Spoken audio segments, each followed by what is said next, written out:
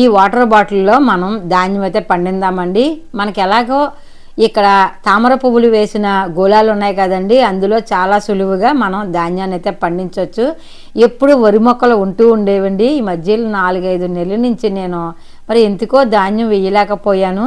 ఇప్పుడు వేద్దాము. మనం పండించుకుని నేను ఎప్పుడు కూడా నేనే పండించి పిచ్చుకలకైతే పెడుతూ ఉంటానండి. మట్టి కంపోస్టు కలిపిన మట్టిని ఇలా ఎత్తేసానండి. అడుగుని కొంచెం కొబ్బరి పీస్ వేసి, ఇంకా మనం ఏమీ వెయ్యమండి. వీటికి వేసే పని కూడా 4 గింజలు పెట్టినా చాలండి. కానీ చూడటానికి అందంగా ఉంటుందని నేనైతే కొన్ని ఎక్కువే వేశాను.